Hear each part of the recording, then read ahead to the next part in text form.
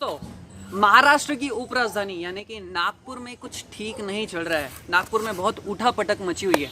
कहते हैं कि जब तक बात घर के अंदर है, यानी कि जब तक बात पड़ोसियों को नहीं पता चल रही है, तब तक अच्छी बात है। लेकिन अब सेंट्रल गवर्नमेंट के मिनिस्टर यानी कि गडकरी साहब ने इस विषय पर सीधा खुला मोर्चा खोल दिया है। और अगर गडकरी साहब किसी विषय पर कुछ बोल रहे हैं तो मतलब समझ लो कुछ ना कुछ तो गड़बड़ जरूर है। और देखो यार, मैं गडकरी साहब के बारे में एक चीज़ आप लोगों को बताना चाहूँगा। गडकरी साहब हमेशा सीधी सपाट राजनीति करने वाले इंसान है, ऐसी उनकी छवि है। यानी कि वो कभी भी बेतुकी बातें नहीं करते। अगर वो किसी चीज़ पर कुछ बोल रहे हैं, इसका मतलब उनके पास कुछ तो प्रूफ है।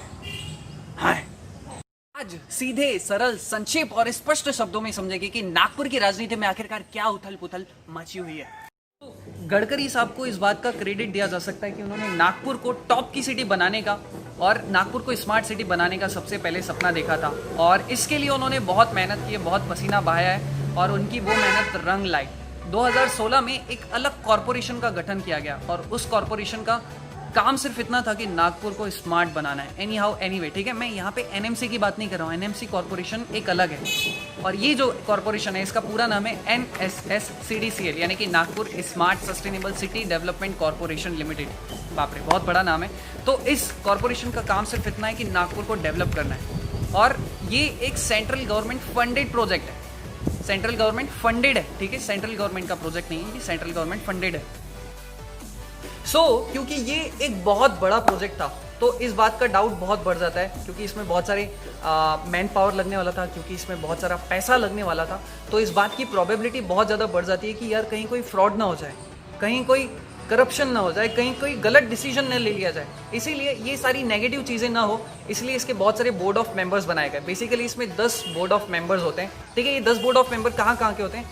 6 जो मेंबर होते हैं वो नागपुर म्युनिसिपल कॉर्पोरेशन के होते हैं, जो कि वोटिंग के जरिए चुने जाते हैं या कोई और प्रक्रिया होगी।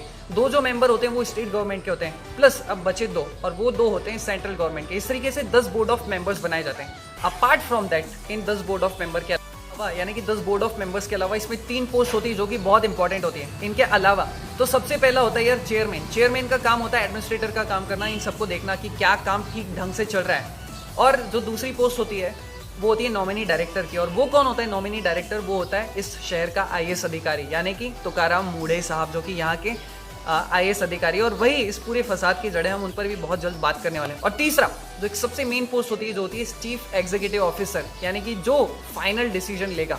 लेकिन ये जो चीफ एग्जीक्यूटिव ऑफिसर होता है ये भी 10 बोर्ड ऑफ मेंबर्स के डायरेक्शन पर ही काम करता है। बताता हूँ कि ये पूरा फसाद, ये पूरी जड़ है क्या, ठीक है।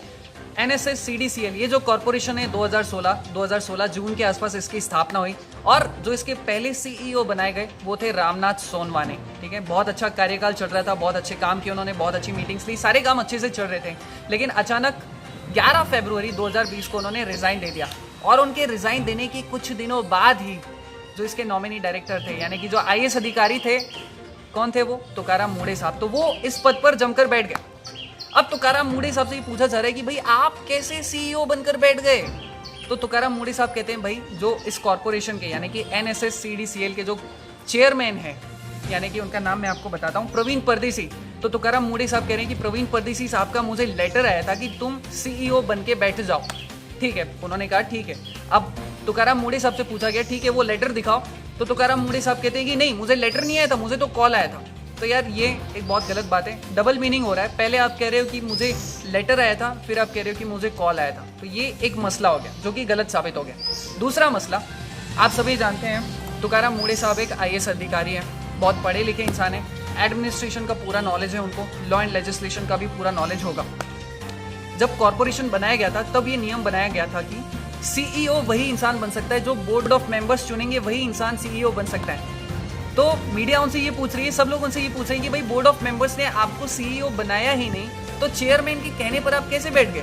क्योंकि चेयरमैन के पास इस बात का अधिकार ही नहीं है कि वो किसी को CEO नियुक्त कर जाए। तो इस हिसाब से अगर देखा जाए, तुकाराम मूढ़े साहब के पास कोई भी लीगल अधिकार नहीं है कि वो CEO के पद पर बैठ जाए। अब मुझे उम्मीद है कि आप लोगों को थोड़ा थोड़ा समझ में आ गया होगा कि नागपुर की राजनीति में क्या उथल पुथल मच रही है। आप लोगों के हिसाब से हो सकता है कि आप कहेंगे यार ये तो छोटी सी चीज़ है। नहीं, ये छोटी सी चीज़ नहीं है। पहले ये छोटी सी थी, लेकिन अब ये बहुत बड़ी विकराल समस्या का रूप धारण कर चुके हैं, क्योंकि गडकरी साहब खुद इस विषय पर बोल रहे हैं। गडकरी साहब खुद तुकाराम मूड़े साहब के खिलाफ खड़े हुए हैं। ठीक है, तो मैं यहाँ पर आप लोगों को कुछ आरोप बताना चाहूँगा जो कि तुकाराम मूड़े साहब पर लगे हैं, ताकि आप इस मुद्दे को और थोड़ा डीप में जाकर समझ सकें। पहला जो आरोप लगाया जा रहा है तुकाराम मूड़े साहब पर वो ये कि एनएसएस सीडीसीएल के बहुत सारे अधिकारियों को मूड़े साहब ने मजबूर किया कि आप मुझे सीईओ मानो, अगर आप मुझे सीईओ नहीं मानोगे तो मैं आपको नौकरी से निकाल दूंगा। पहला आरोप। दूसरा आरोप ये लगाया जा रहा है कि उन्होंने बहुत सारे टेंडर को रद्द कर दिया और खुद से बहुत सारे डिसीजंस ले लिया। अब मैंने जैसा कि आपको पहले बताया था कि अगर कोई भी डिसीजन लेगा सीईओ तो वो बोर्ड ऑफ मेंबर्स की सिफारिश या उनकी मीटिंग होने पर ही ले सकता है। उनके साथ मीटिंग करेगा फिर भी वो ले सकता है। लेकिन तुकाराम मूड़े साहब ने ना तो कोई मीटिंग की और खुद ही डिसीजन ले लिया, तो ये दूसरा आरोप लग रहा है उन पर। तीसरा आरोप उन पर ये लग रहा है कि उन्होंने फंड का गलत इस्तेमाल किया, यानी कि फंड गलत जगह पर लगा दिया, जिससे कि आर्थिक तौर पर एनएसएस सीडीसीएल को नुकसान पहुंचा है। इस तरीके से कुछ आरोप लग रहे हैं। हालांकि और भी बहुत सारे आरोप हैं, लेकिन मैं उस पर स्पष्ट नहीं हूँ, इसलिए मैं वो बात नहीं बोल रहा। अब खुद जो गडकरी साहब ने इन सारी चीज़ों के बारे में, जो यूनियन मिनिस्टर है हरदीप पुरी साहब, जो कि शहरी विकास मंत्री हैं, यूनियन मिनिस्टर हैं, उनको इस बारे में लिख कर बताया कि कैसे एक IAS अधिकारी स्मार्ट सिटी के प्रोजेक्ट को हथियाने की कोशिश कर रहा है। तो ये सब कुछ आप लोगों को समझ में आ गया होगा। तो ऐसा कुछ है मैटर, रोज़ इस पर नई नई बातें आ रही हैं कि कुछ ऐसा कर रहा है मूड़े साहब, कुछ ऐसा कर रहे हैं। हालांकि मूड़े साहब के बारे में बहुत सारी पॉजिटिव बातें भी आई हैं, उसके बारे में मैं आपको बहुत जल्दी अवगत कराऊंगा। लेकिन गलत बात यह है कि मूड़े साहब जो हैं लीगल तौर पर नहीं बल्कि इलीगल तौर पर CEO बनकर बैठे हैं, जिसके कारण ये सारी प्रॉब्लम्स खड़ी हो रही हैं।